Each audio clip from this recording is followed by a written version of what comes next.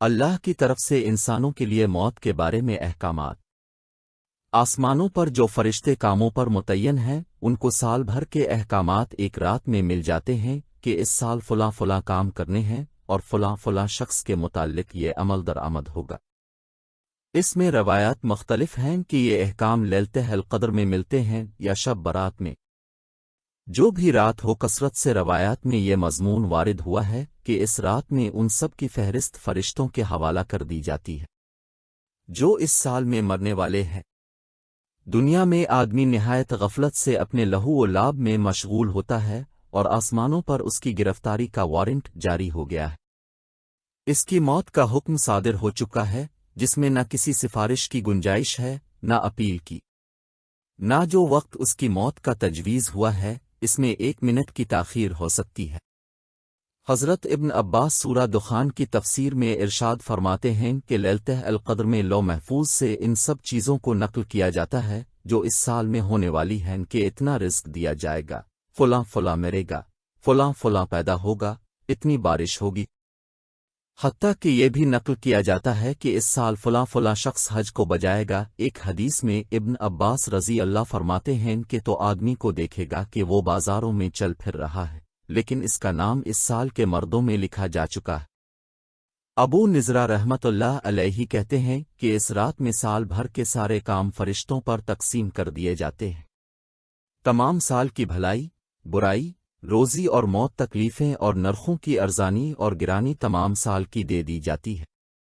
حضرت اکرمہ رضی اللہ عنہ کہتے ہیں کہ شب برات میں سال بھر کے احکام طے کر کے حوالہ کر دیے جاتے ہیں۔ اس سال کے مردوں کی فہرست اور حج کرنے والوں کی فہرست دے دی جاتی ہے، نہ ان میں کمی ہو سکتی ہے نہ زیادتی۔ ایک حدیث میں حضور کا ارشاد وارد ہے کہ ایک شعبان سے دوسرے شعبان تک جتنے مرنے والے ہیں ان سب کے اوقات لکھ کر دیے جاتے ہیں۔ خود کے آدمی دنیا میں نکاح کرتا ہے، اس کے بچہ پیدا ہوتا ہے، لیکن آسمان میں اس کا نام مردوں کی فہرست میں آ چکا ہے۔ حضرت عائشہ رضی اللہ عنہ فرماتی ہیں حضور اقدس صلی اللہ علیہ وسلم شعبان میں کثرت سے روزے رکھا کرتے تھے، اس لیے کہ اس میں تمام سال میں مرنے والوں کی فہرست مرتب ہوتی ہے۔ حتیٰ کہ ایک آدمی نکاح کرنے میں مشغول ہے اور وہاں اس کا نام مردوں میں لکھا گیا۔ ایک آدمی حج کو جا رہا ہے اور اس کا نام مردوں میں ہے۔ ایک اور حدیث میں ہے کہ حضرت عائشہ رضی اللہ عنہ نے حضور سے اس کی وجہ دریافت کی کہ حضور شعبان میں روزے بہت کثرت سے رکھتے ہیں۔ حضور نے فرمایا کہ اس میں سال بھر کے مردوں کی فہرست بنتی ہے۔ میرا دل چاہتا ہے کہ میرا نام جب مردوں کی فہرست میں آئے تو میں روزے دار ہوں۔ ایک حدیث میں ہے کہ نصف شعبان کی رات کو حق تعالی شانہ ملک الموت کو اس سال میں مرنے والوں کی اطلاع فرما دیتے ہیں۔ ایک حدیث میں حضور کا ارشاد ہے کہ روزانہ ہمیشہ جب آفتاب نکلتا ہے تو وہ اعلان کرتا ہے کہ جو نیک کام کرنا ہے کر لے، آج کا دن تیری عمر میں پھر کبھی نہیں آئے گا، اس لیے اس دن میں تیری جو نیکیاں لکھی جا سکتی ہوں لکھوا لے۔ اور 2 فرشتے آسمان سے اعلان کرتے ہیں، ایک ان میں سے کہتا ہے اے نیکی کے طلب کرنے والے خوشخبری لے لے اور آگے بڑھ، اور دوسرا کہتا ہے اے برائی کے کرنے والے بس کر اور رک جا، اپنی ہلاکت کا سامان اکٹھا نہ کرج۔ اور 2 فرشتے اعلان کرتے ہیں جن میں سے ایک کہتا ہے یا اللہ خرچ کرنے والے کو اس کا بدل دے، اور دوسرا کہتا ہے کہ اے اللہ مال کو روک کے رکھنے والے کے مال کو برباد کر۔ عطا بن یسار رحمت اللہ علیہ کہتے ہیں کہ جب نصف شعبان کی رات ہوتی ہے تو ملک الموت کو ایک فہرست دے دی جاتی ہے کہ اس میں جن کے نام ہیں ان سب کی اس سال میں روح قبض کر لی جائے۔ یہاں ایک آدمی فرش فروش میں لگا ہوا ہے، نکاح کرتے میں مشغول ہے، مکان کی تعمیر کرا رہا ہے اور وہاں مردوں کی فہرست میں آ گیا۔ امام غزالی رحمت اللہ علیہ فرماتے ہیں کہ آدمی مسکین پر اگر کوئی آفت، کوئی مصیبت، کوئی حادثہ، کوئی رنج، کوئی تکلیف، کوئی مشقت، کوئی خوف کبھی بھی نہ آئے تب بھی موت کی سختی، نزا کی حالت اور اس کا اندیشہ ایسی چیز ہے جو اس کی ساری لذتوں کو مقدر کر دینے کے لیے کافی ہے، اس کے سارے راحت و آرام کو کھو دینے والی چیز ہے، اس کی غفلت کو زائل کر دینے کے لیے اسی کا فکر بہت کافی ہے۔ یہی چیز خود اتنی سخت ہے کہ اس کے فکر اور اس کی تیاری میں آدمی کو ہر وقت مشغول رہنا چاہیے۔ بالخصوص ایسی حالت میں کہ اس کا وقت معلوم نہیں کہ کب آ کر مسلط ہو جائے۔ ایک حکیم کا قول ہے کہ رسی دوسرے کے ہاتھ میں ہے، نہ معلوم کب کھینچ لے۔ حضرت لقمان کا ارشاد اپنے بیٹے سے ہے کہ موت ایسی چیز ہے جس کا حال معلوم نہیں کہ کب کھینچی، اس کے لیے اس سے پہلے تیاری کر لے کہ وہ اچانک آ جائے۔ اور واقعی بڑے تعجب کی بات ہے کہ اگر آدمی انتہائی لذتوں میں مشغول ہو، لہو ولاب کی اونچی مجلس میں شریک ہو، اور اس کو معلوم ہو جائے کہ ایک سپاہی اس کی تلاش میں ہے جو کسی جرم کی سزا میں اس کو 5 کوڑے مارے گا، تو ساری لذت، سارا عیش و آرام مقدر ہو جائے گا۔ بلکہ اگر صرف اتنا ہی معلوم ہو جائے کہ اس کے پاس اس کی گرفتاری کا وارنٹ ہے، وہ آج کل میں اس کو گرفتار کر لے گا، تب بھی ساری لذتیں ختم ہو جائیں گی، رات کو نیند اڑ جائے گی۔ حالانکہ اس کو معلوم ہے کہ ملک الموت ہر وقت اس پر مسلط ہے، اور موت کی سختیاں جو ہزاروں کوڑوں سے بڑھ کر ہیں اس پر مسلط کرنے والا ہے، پھر بھی ہر وقت اس سے غافل رہتا۔ یہ جہالت اور غرور کی انتہا نہیں تو اور کیا ہے۔ حقیقت یہ ہے کہ موت کی سختی کا حال وہی جانتا ہے جس پر گزر چکی ہے، دوسرے کو اس کی سختی کا حال معلوم نہیں ہوتا۔ وہ صرف قیاس کر سکتا ہے، مرنے والوں کی حالت دیکھ کر کچھ اندازہ لگا سکتا ہے، اور قیاس اس طرح پر ہو سکتا ہے کہ یہ تو ظاہر چیز ہے کہ بدن کے جس حصہ میں روح نہیں ہوتی اس کو کاٹنے سے تکلیف نہیں ہوتی، بدن کی جو کھال مردہ ہو جاتی ہے اس کو کاٹنے سے تکلیف نہیں ہوتی، لیکن جس عضو میں اور جس حصہ میں جان ہوتی ہے اس میں سوئی چبھونے سے یا اس کے کاٹنے سے سخت تکلیف ہوتی ہے۔ پس بدن کے جس عضو پر کوئی زخم ہوتا ہے یا اس کو کاٹا جاتا ہے، وہ جل جاتا ہے، تو اس سے تکلیف اس وجہ سے پہنچتی ہے کہ روح کو اور زندگی کو اس حصہ بدن سے تعلق ہے، اس تعلق کی وجہ سے اس عضو کے ذریعے سے روح پر اثر پہنچتا ہے، اور روح سارے بدن میں پھیلی ہوئی ہے، اور ہر عضو میں اس کا بہت تھوڑا سا حصہ اثر کیے ہوئے ہے، اور جتنا حصہ اس عضو میں ہے اسی کے بقدر روح کو تکلیف پہنچتی ہے، جو بہت تھوڑا سا حصہ ہے، لیکن جو تکلیف اعضا کے بجائے براہ راست ساری روح کو پہنچے جو موت کے وقت ہوتی ہے، اس کا اندازہ اسی سے ہو سکتا ہے کہ کتنی ہوگی۔ اس لیے کہ موت براہ راست ساری روح کو کھینچتی ہے جو بدن کے سارے اعضا میں پھیلی ہوئی ہے۔ اس لیے بدن کا کوئی حصہ بھی ایسا نہیں ہوتا جس میں اتنی ہی تکلیف نہ ہو جتنی کہ اس کے کاٹنے میں ہوتی ہے۔ اس لیے کہ کسی عضو کے کاٹنے سے اس وجہ سے تکلیف ہوتی ہے کہ روح اس سے جدا ہوتی ہے، اور اگر وہ مردہ ہو اس میں روح نہ ہو تو اس کے کاٹنے سے ذرا بھی تکلیف نہیں ہوتی ہے۔ پس جب روح کے ذرا سے حصہ کے جدا ہونے سے اتنی تکلیف ہوتی ہے، تو جب ساری روح کو بدن کے تمام حصوں سے کھینچا جائے گا تو ظاہر ہے کہ کتنی تکلیف ہوگی، لیکن بدن کا اگر ایک حصہ کاٹا جاتا ہے تو روح کا بقیہ حصہ سارے بدن میں موجود ہوتا ہے، وہ اس وقت قوی ہوتا ہے، اس لیے آدمی چلاتا ہے، تڑپتا ہے، مگر جب ساری روح کھینچی جاتی ہے تو اس میں صنف کی وجہ سے اتنی قوت نہیں رہتی کہ وہ کراہنے سے کچھ آرام پال۔ البتہ اگر بدن قوی ہوتا ہے تو اس کی بقدر سانس کے اکھڑنے کے وقت اس میں آواز پیدا ہوتی ہے جو سنائی دی جاتی ہے، قوت نہیں ہوتی تو یہ بھی پیدا نہیں ہوتی۔ اس کے نکلنے کے بعد ہر عضو آہستہ آہستہ ٹھنڈا ہونا شروع ہو جاتا ہے۔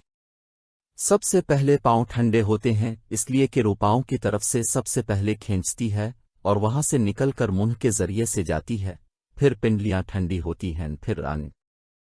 اسی طرح ہر عضو ٹھنڈا ہوتا رہتا ہے، اور ہر ایک عضو کو اتنی ہی تکلیف ہوتی ہے جتنی اس کے کاٹنے سے ہوتی ہے، یہاں تک کہ جب روح حلق تک پہنچتی ہے تو آنکھوں سے نور جاتا رہتا۔ اسی وجہ سے حضور اقدس کی دعاؤں میں یہ بھی دعا ہے کہ اللہ مجھ پر موت کی اور نزا کی سختی آسان فرما۔ لوگ بھی حضور کی اتباع میں اس دعا کو مانگتے ہیں، مگر اس کی تکلیف سے ناواقف ہونے کی وجہ سے سرسری طور پر مانگ لیتے ہیں۔ یہی وجہ ہے کہ انبیاء کرام اور اولیاء الزام موت سے بہت زیادہ ڈرتے تھے۔ حضرت عیسیٰ علیہ السلام کا ارشاد اپنے حویرین سے ہے کہ میرے لیے حق تعالی شانہ سے اس کی دعا کرو کہ نزا کی تکلیف مجھ پر آسان ہو جائے، کہ موت کے ڈر نے مجھے موت کے قریب پہنچا دیا۔ کہتے ہیں کہ بنی اسرائیل کے عابد لوگوں کی ایک جماعت ایک قبرستان میں پہنچی اور انہوں نے آپس میں مشورہ کیا کہ حق تعالی شانہ سے اس کی دعا کی جائے کہ ان میں سے کوئی مردہ ظاہر ہو جس سے ہم پوچھیں کہ کیا گزری۔ ان لوگوں نے دعا کی، ایک مردہ ان پر ظاہر ہوا جس کی پیشانی پر کثرت سے سجدہ کرنے کا نشان بھی پڑا ہوا تھا۔ وہ کہنے لگا مجھ سے کیا پوچھنا چاہتے ہو؟ مجھے مرے ہوئے 50 سال ہو گئے، لیکن موت کے وقت کی تکلیف اب تک میرے بدن سے نہیں گئی۔ ایک حدیث میں حضور کا ارشاد ہے کہ اللہ تو روح کو پٹھوں سے، ہڈیوں سے اور انگلیوں میں سے نکالتا ہے، مجھ پر موت کی سختی آسان کر دے۔ حضرت حسن رضی اللہ عنہ فرماتے ہیں کہ حضور نے ایک مرتبہ موت کی سختی کا ذکر فرمایا اور یہ ارشاد فرمایا کہ اتنی تکلیف ہوتی ہے جتنی کہ 300 جگہ تلوار کی کاٹ سے ہوتی ہے۔ حضرت علی کرم اللہ وجہ جہاد پر جب ترغیب دیتے تو فرماتے کہ اگر تم قتل نہ کیے گئے تو بستروں پر مرو گے، قسم ہے اس ذات کی جس کے قبضہ میں میری جان ہے کہ 1000 جگہ تلوار کی کاٹ سے مرنے کی تکلیف زیادہ سخت ہے۔ اوزاء رحمۃ اللہ علیہ کہتے ہیں ہمیں یہ بات پہنچی ہے کہ مردوں کو قیامت میں اٹھنے تک موت کی تکلیف کا اثر محسوس ہوتا رہتا ہے۔ حضرت شداد بن اوس کہتے ہیں کہ موت دنیا اور آخرت کی سب تکلیفوں سے زیادہ سخت ہے، وہ ایرا چلا دینے سے زیادہ سخت ہے، وہ قینچیوں سے کترنے سے زیادہ سخت ہے، وہ دیگ میں پکا دینے سے زیادہ سخت ہے۔ اگر مردے قبر سے اٹھ کر مرنے کی تکلیف بتائیں تو کوئی شخص بھی دنیا میں لذت سے وقت نہیں گزار سکتا، میٹھی نیند اس کو نہیں آ سکتی۔ کہتے ہیں کہ حضرت موسیٰ علیہ السلام کا جب وصال ہوا تو حق تعالی شانہ نے دریافت فرمایا کہ موت کو کیسا پایا؟ انہوں نے عرض کیا کہ میں اپنی جان کو ایسا دیکھ رہا تھا جیسے زندہ چڑیا کو اس طرح آگ پر بھونا جا رہا ہو کہ نہ اس کی جان نکلتی ہو، نہ اڑنے کی کوئی صورت ہو۔ ایک اور روایت میں ہے کہ ایسی حالت تھی جیسا کہ زندہ بکری کی کھال اتاری جا رہی ہو۔ حضرت عائشہ رضی اللہ عنہ فرماتی ہیں کہ جب حضور اقدس صلی اللہ علیہ وسلم کا وصال ہو رہا تھا تو پانی سے بھرا ہوا پیالہ حضور کے قریب رکھا ہوا تھا۔ حضور اقدس بار بار اپنے مبارک ہاتھ کو پیالہ میں ڈالتے اور پھر منہ پر ملتے تھے اور فرماتے تھے یا اللہ نزا کی سختی پر میری مدد فرما۔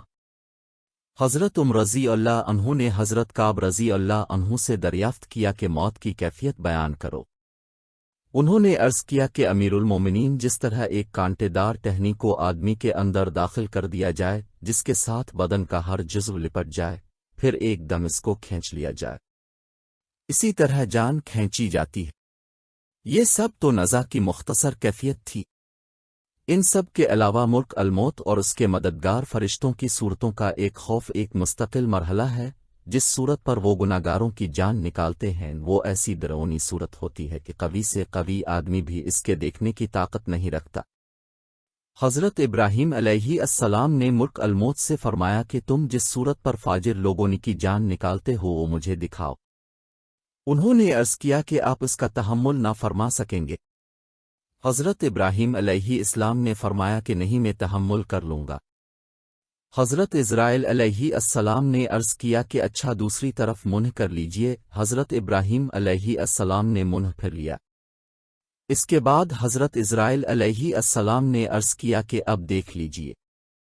حضرت ابراہیم علیہ السلام نے جب اوپر دیکھا تو ایک نہایت کالا آدمی دیو کی شکل، بال بہت بڑے بڑے کھڑے ہوئے، نہایت سخت بدبو، کالے کپڑے، اس کے منہ سے ناک سے آگ کی لپٹیں نکل رہی ہیں۔ حضرت ابراہیم علیہ السلام کو یہ حال دیکھ کر غش آ گیا۔ بڑی دیر میں افاقہ ہوا تو ملک الموت اپنی پہلی صورت پر تھے۔ حضرت ابراہیم علیہ السلام نے فرمایا کہ اگر فاجر شخص کے لیے کوئی دوسری آفت نہ ہو تب بھی یہ صورت ہی اس کی موت کے لیے کافی ہے۔ یہ فاجروں کا حال ہے، لیکن اللہ کے مطیع بندوں کی روح نکالنے کے وقت وہ نہایت ہی بہترین صورت میں ہوتے ہیں۔